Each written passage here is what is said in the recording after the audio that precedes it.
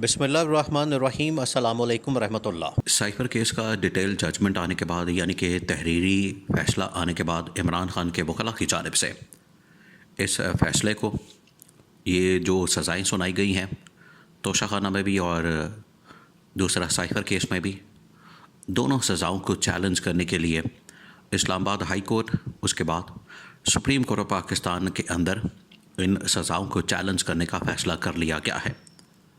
और ये फ़ैसला पहले ही कर लिया गया था। जिस वक्त सज़ाएँ सुनाई गई, जिस वक्त इन सज़ाओं का ऐलान किया गया, इमरान खान को कन्विक्शन दी गई साइफर केस में भी और तोशा खाना केस में भी।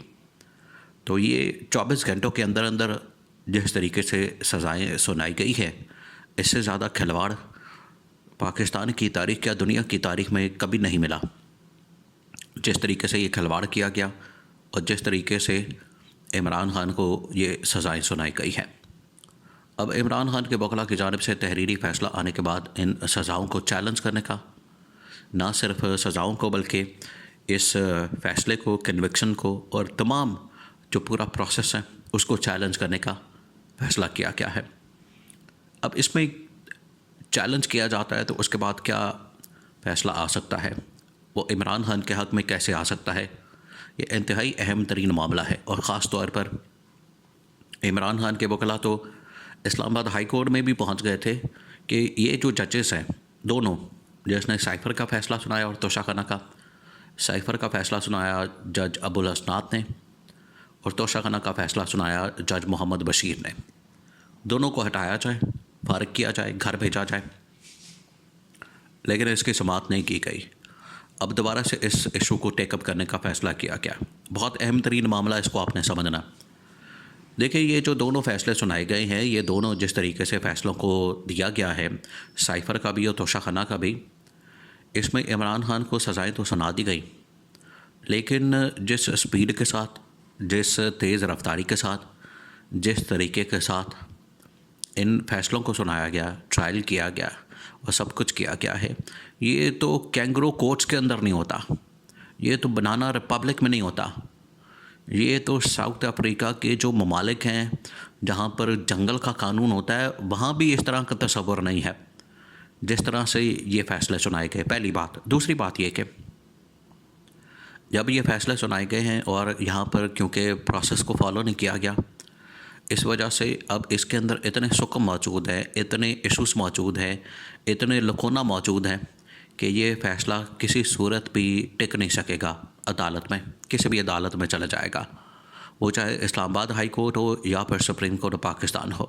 इनके अंदर इतने मसाइल मौजूद हैं कि ये टिक नहीं सकेगा। और ना इसमें प्रोसेस को फॉलो किया गया, ना इसमें ट्रायल को फॉलो किया गया।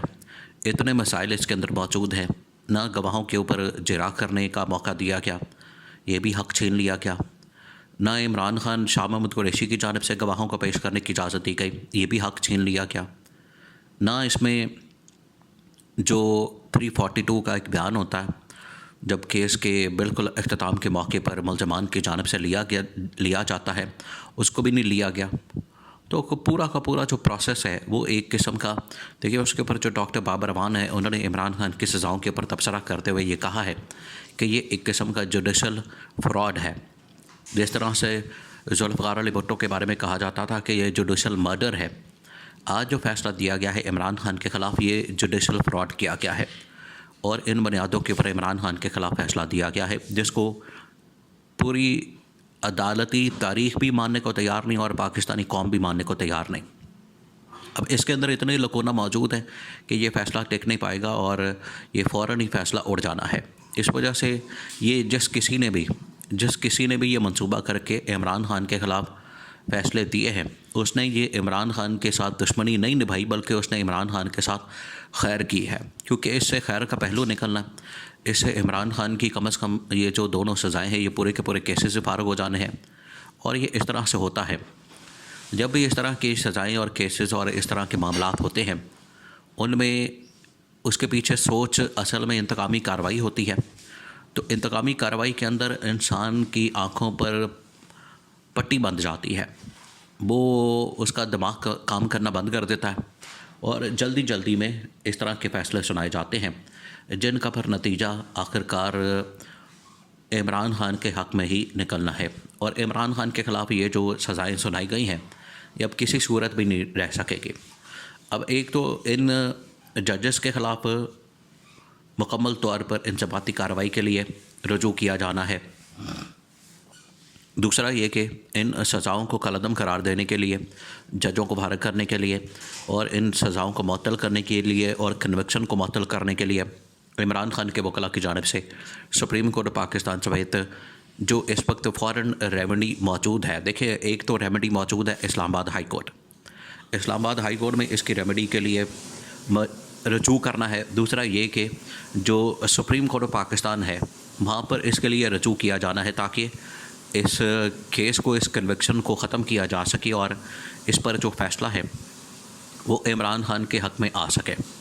अब ये फ़ैसले जैसे ही मेरिट के ऊपर सुने जाने हैं तो ये फ़ौरन फ़ैसले ख़त्म हो जाने हैं, फ़ारिग हो जाने हैं।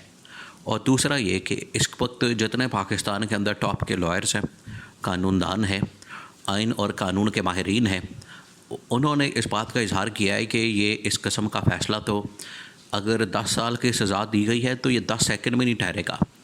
अगर 14 साल की सज़ा दी गई है तो 14 सेकंड में नहीं ये ठहरेगा फ़ैसला, ये फ़ारिग हो जाना है। और जैसे ये केस लगना है तो उसके बाद स्टे आ जाना है, फिर कन्विक्शन के ऊपर जो दलाइल होने हैं तो ये पूरा केस ही फ़ारिग हो जाना है।